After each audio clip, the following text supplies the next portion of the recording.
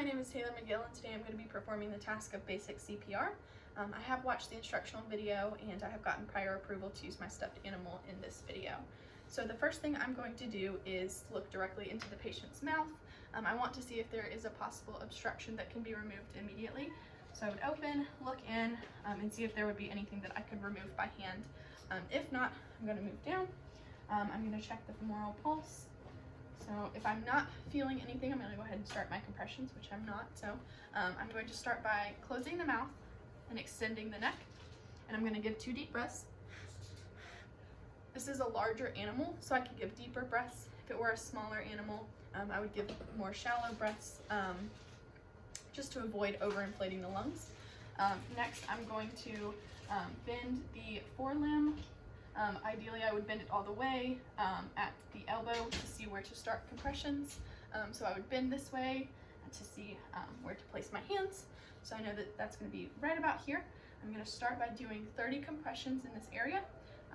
Kneeling over the patient, I've opted to do this on the ground rather than the table. Our tables are a little too high for me to get perfect leverage in this instance.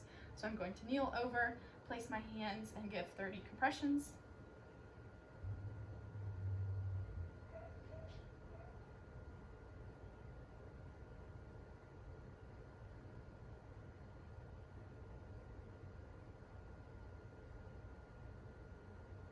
Alrighty, again, extending the neck, closing the mouth, and giving 2 deep breaths. And then starting again with my compressions.